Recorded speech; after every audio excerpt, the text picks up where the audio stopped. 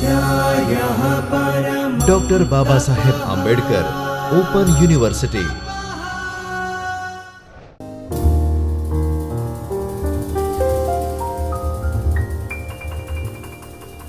Hello friends, Namaskar.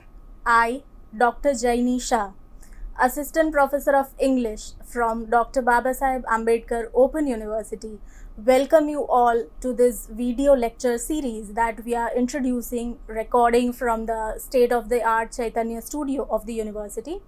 And we are in the process of launching a new syllabus for FY, SY and TY, all the 3 years of Bachelor of Arts in English. And today I am here with a session which is based on Bye Bye Blackbird, a novel by Anita Desai.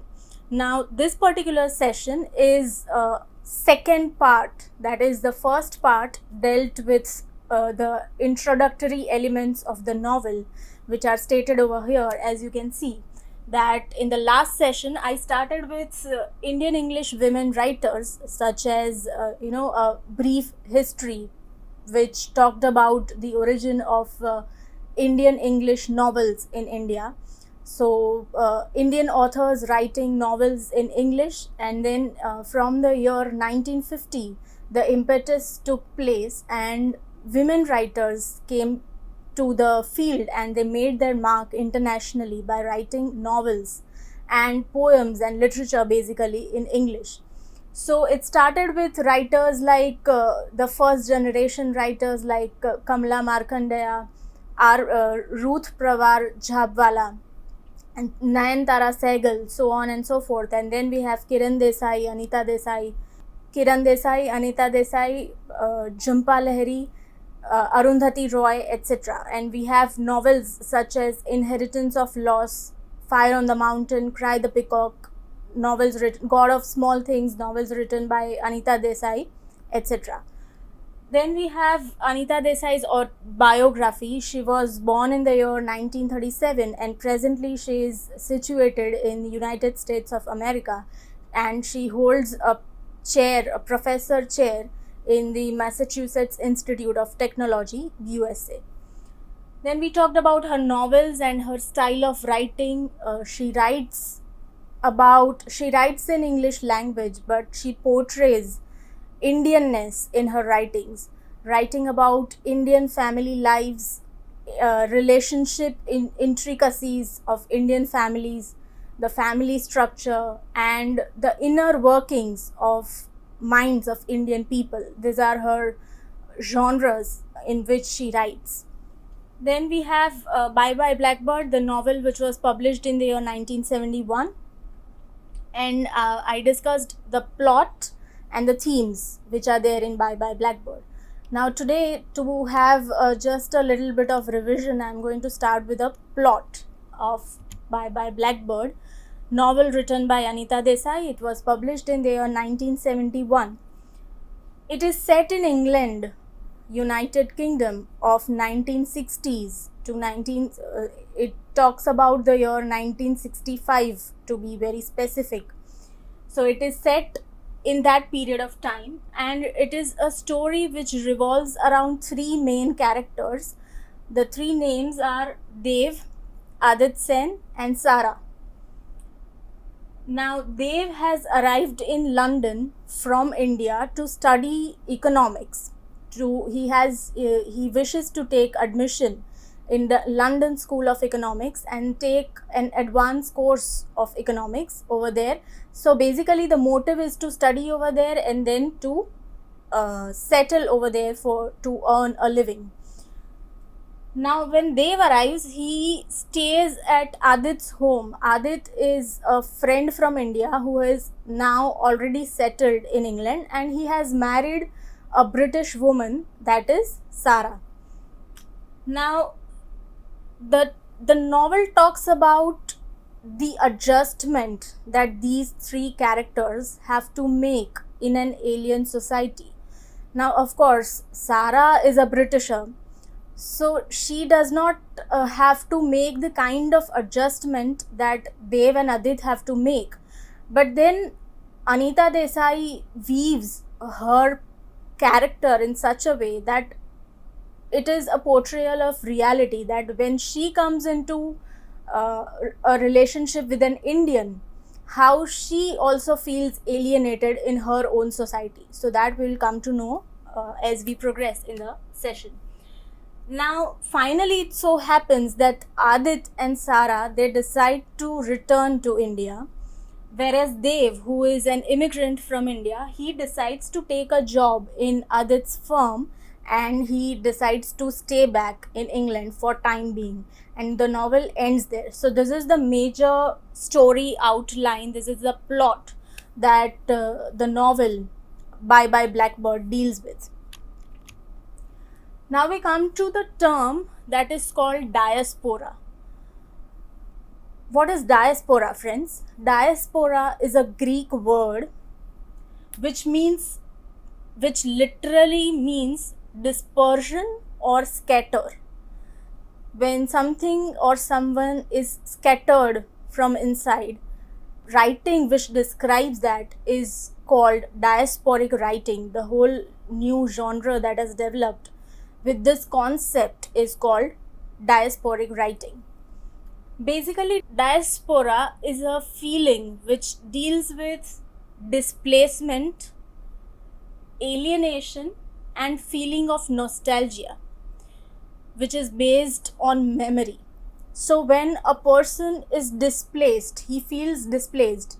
When someone from India has emigrated to UK, USA, and other countries of the world for better prospects of life, they feel displaced in the new society. They also feel alienated, a kind of isolation, not being able to relate to that society. So these feelings come in, and then they begin to feel nostalgia for their homeland. So basically, an Indian person is reminded of all the things that are Indian, his Indian home, his Indian family, Indian background, and Indian way of living. Everything is reminded of in this new place. And this is the genre, the concept of diasporic writing.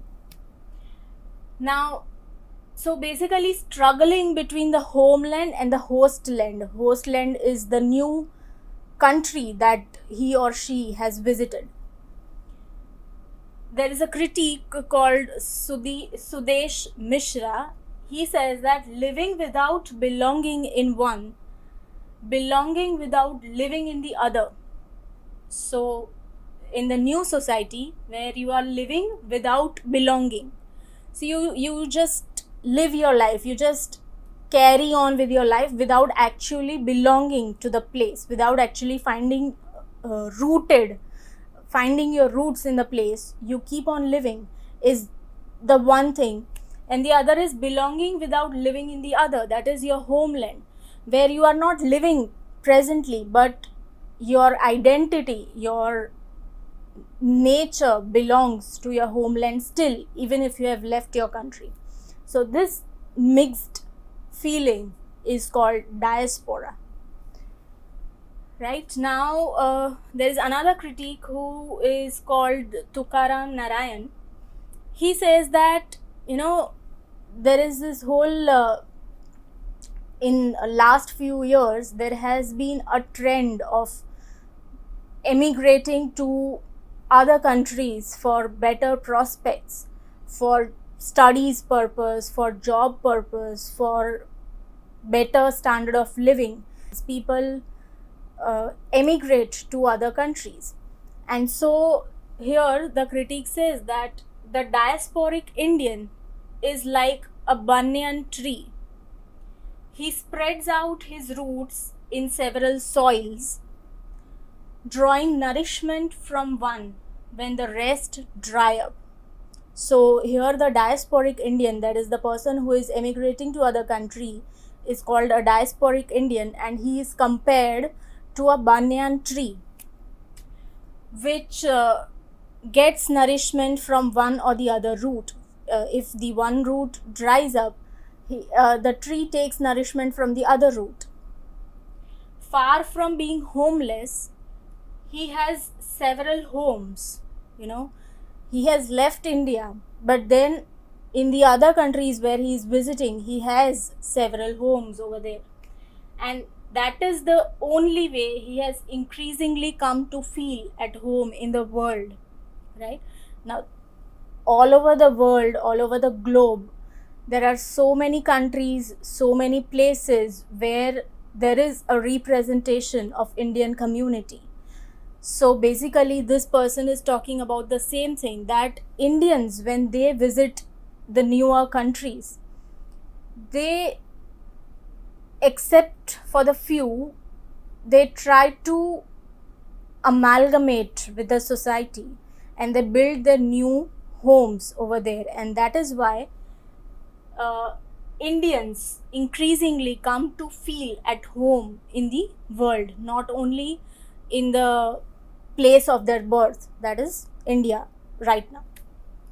Okay, and diasporic writers, these are the well-known, famous diasporic writers: V.S. Naipaul, Salman Rushdie, Bharti Mukherjee, Jhumpa Lahiri, Kiran Desai, Anita Desai. Of course, this novel is hers and we are dealing with that right now.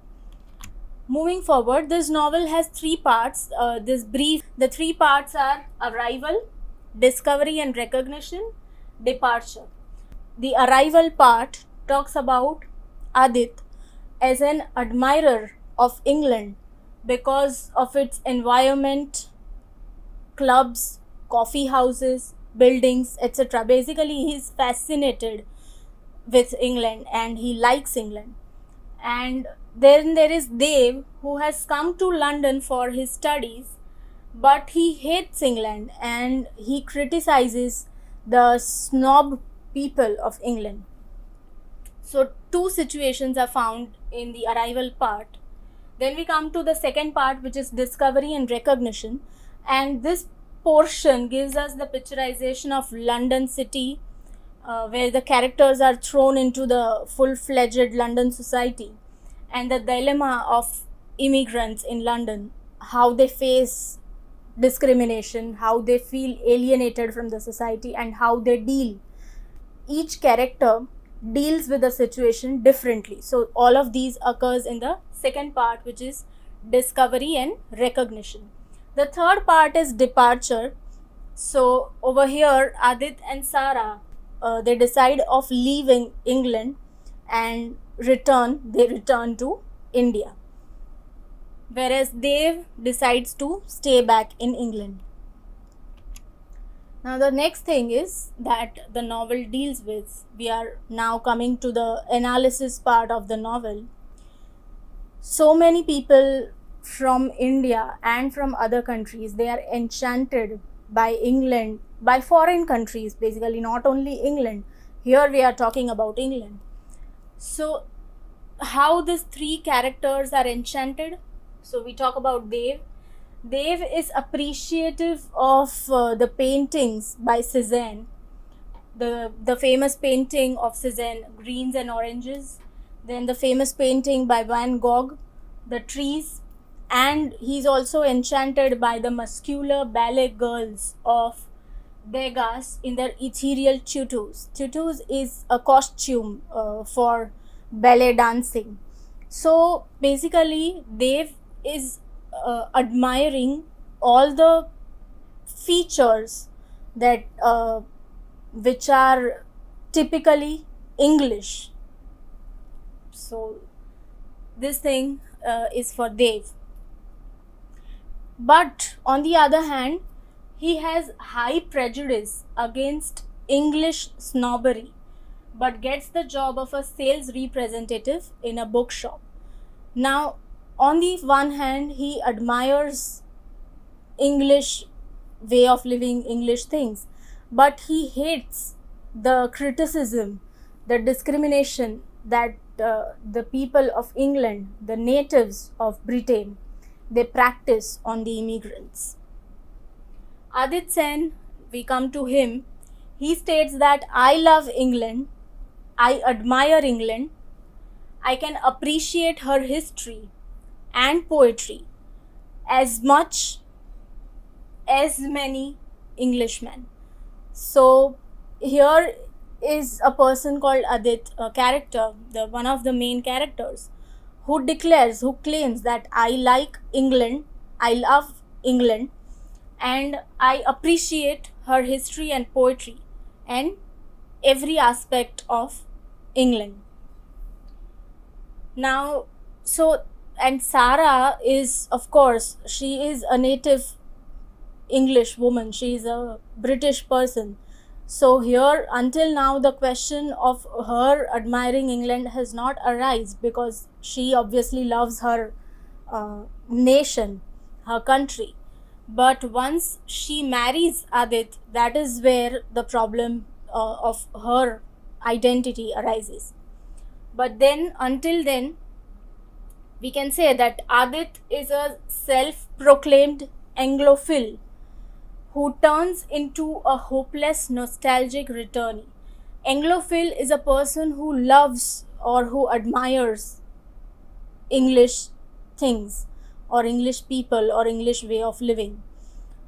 So, Adit is an Anglophile, but events take a turn, and it so happens that he becomes nostalgic of India. Whereas Dev is a sworn Anglophobe. Anglophobe is a person who dislikes English aspects, English way of living.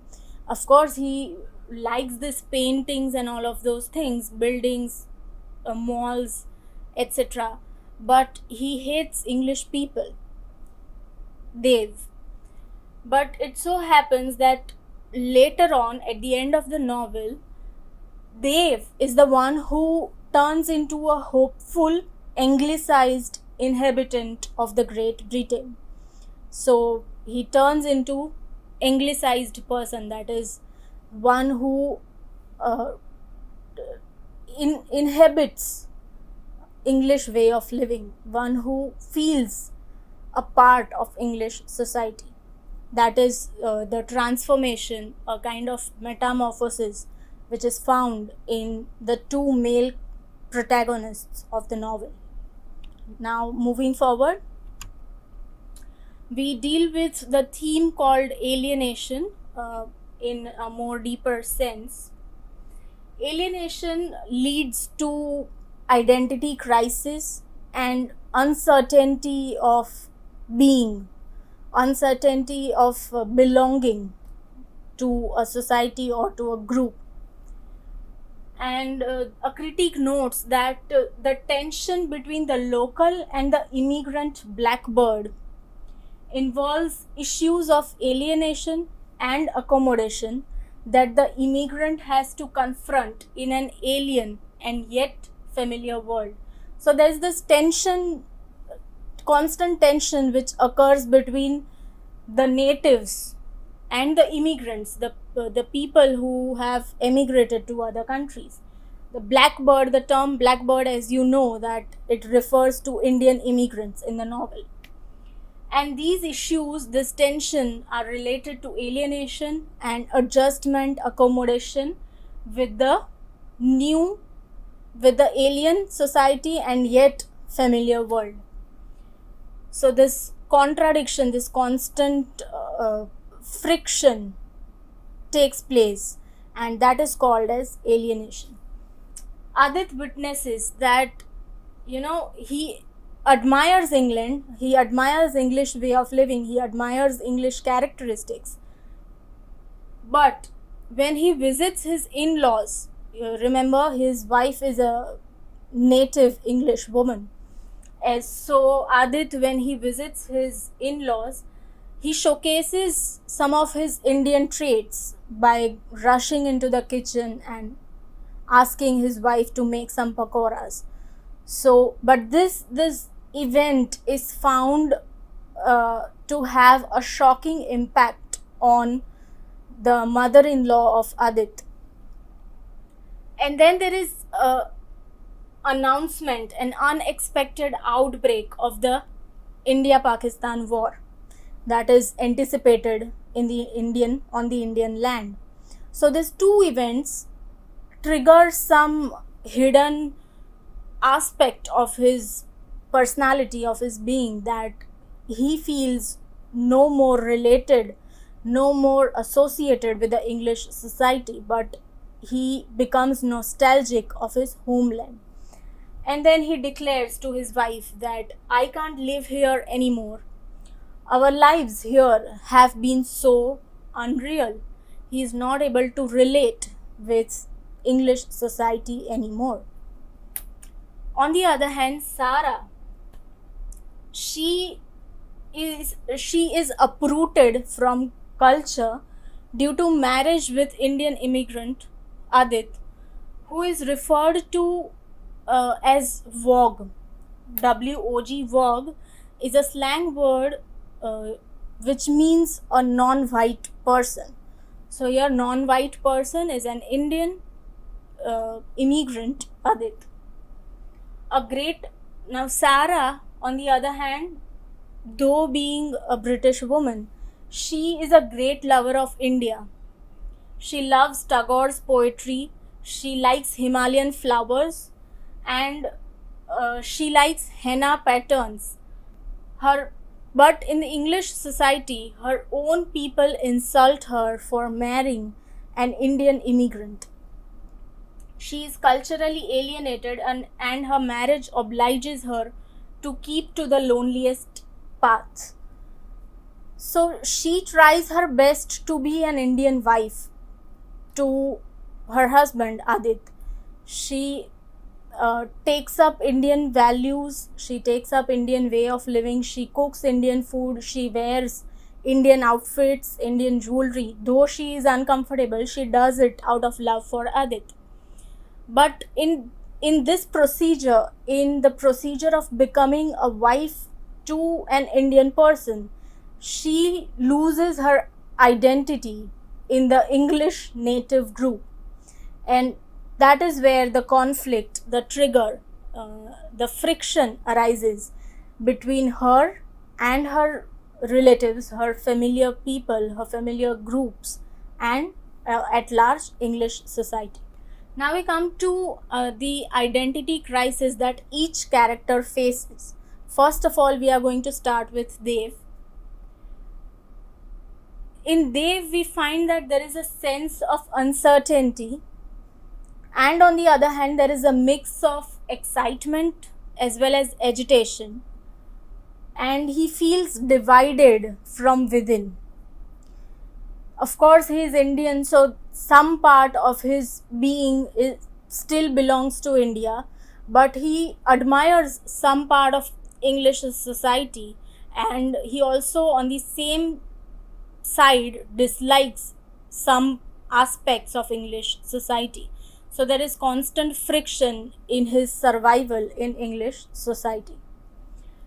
His problem starts from the sort of treatment which Indian immigrants receive from English people. Now, this novel is set in the year 1965, so we can assume that it talks about 1960s and 1970s. Situation back then was very different than it is now. Indian people, Asian as well as especially Indian people, received discriminative treatment from the society, from the native people. The toilets, the lavatories were different for men, women, and then for Asian people. So this discrimination was not only limited to that, but many other aspects in day-to-day life.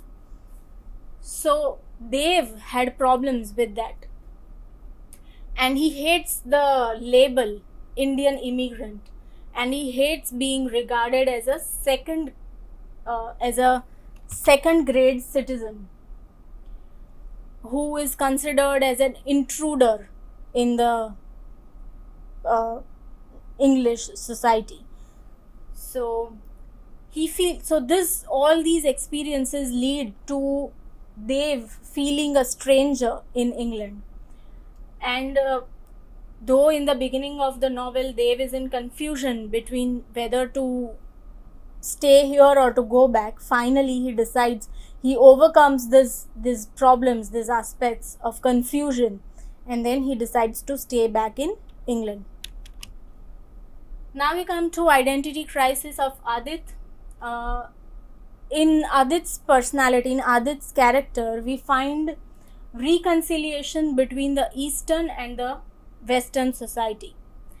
Somehow there is a balance which he has created, and of course, due to that, he has taken up a job, he's successful, and he has a home over there. He has a great fascination for England, but at the same time, something triggers to his personality and he feels suffocating over there. And the question of survival comes in: who is he and where is he? Does he really belong to England? This is what is the important question that arises in Adit's mind. He wants to also no longer to be considered a vogue, an Asiatic and Indian immigrant, but he wants to be recognized as an English citizen, which never happens actually. And so he wants to return to India because he misses Indian home, Indian food, Indian sky, the various colors of the sky, and he feels the longing that English society is now unreal and I want to enter the real world which exists in India. So his nostalgia turns into illness also, and then they eventually, the couple, Adit and Sara, they decide. Adit declares that I cannot stay here, and then Sara also follows because she is also suffering from the same kind of feelings. Now we come to Sara. She cannot decide her real identity. Her position, in a way, represents all immigrant wives who have their own problems of adjustment when placed in the contexts of cultures at loggerheads. So all the wives who are emigrated or who marry Indian immigrants, they face this cultural problems of being at loggerheads. Both the cultures are at the loggerheads constantly. So here she is a Britisher, but she is also at the same time a wife of an Indian. She cannot join English group in conversation because they make fun of her for marrying an Indian immigrant. She is caught between the two worlds and she finds that she belongs to none because she is not fully Indian, and now due to her husband, she is not into the English society as well. So a critique notes that two sides of her character, two roles that she is handling, do not seem to match or meet. She is not able to find a common ground where she can base her identity. And so we can say that cross-cultural marriage brings identity crisis even to the native British woman. Now we come to the ending of the novel. This quote is very important. It is put in Dev's mouth. It says that, "Make my bed and light the light. I will arrive late tonight. Blackbird, bye bye." So Dev utters these lines for Adit and Sara, also suggesting that he has decided to stay in England for a while, and you both, that is Adit being a blackbird, you may go to your nest, that is, you may go to India and find your belonging over there. So it is a kind of farewell to Adit and Sara, and it is a proclamation that he is going to see what England has to offer. He is not going to quit so easy, and he is going to stay, pursue his studies, and then he will decide whether he is going to stay any further or he is going to return to India. So this ironical reversal. At the start of the novel, Adit and Sara were the ones, this couple was settled, it had a home in England, and Dev was an immigrant who had problems. But by the end of the novel, the events take a turn, they take a course of time, so that Adit and Sara are the ones who are leaving their homes and coming back to returning to India, whereas Dev is deciding to study over there. Now, as you know by now, that this novel deals with the problems of adjustment, diaspora, alienation, and it is also believed that these novel is a kind of it has autobiographical elements as well, because Anita Desai herself, she was born in India and then she had gone to USA, so her experiences, maybe whatever she has experienced, whatever she has encountered, are also are also described in the novel. That being that, so we can say that it's a mix of personal experiences as well as general experiences that are faced by immigrants. Now, at the last, I just want to put some light on this theory, which is existentialism, which emerged in 19th and 20th century Europe. So European philosophers were the first to begin with this whole new philosophy called existentialism. And Soren Kierkegaard, Friedrich Nietzsche, Fyodor Dostoevsky and Jean-Paul Sartre are the prominent philosophers of this particular philosophy, and it deals with individual existence and freedom and choice. And it means that humans define their own meaning in life and try to make rational decisions despite existing in an irrational universe. So this definition of survival, this definition of existence that humans make by asking the important questions regarding their identity: who am I, where do I belong, right? So these are the questions regarding existence of a person. It is based on this five aspects, which are self-awareness, tension between freedom and responsibility, creating an identity and establishing meaningful relationships. So a person is always found torn between these aspects, between freedom and choice, between freedom and responsibility, between creating one's own identity as well as establishing meaningful relationships, searching for the meaning of life, for the purpose of life, for the values of life, and then accepting anxiety also as a condition of living. So you cannot always be happily, satisfactorily accepted. There are moments of anxiousness, anxiety, and you have to survive those also. So that is also one aspect. And being aware of death and non-being, that is non-existence, existence which is without meaning. So all these concepts, various layers of meanings which are attached to existence are also talked about in this theory of existentialism, and it is in a way talked about in the novel also, in diasporic literature also, when this whole theory of existence of human being, psychologically and emotionally, it comes into the play. So this is about existentialism. And then you have certain questions, very easy to answer from these are taken from the lecture itself. Define diaspora, explain the enchantment and fascination felt for England by the main characters, explain Bye Bye Blackbird as a novel of diaspora, identity crisis, alienation, and define existentialism and what do you understand by the term existentialism.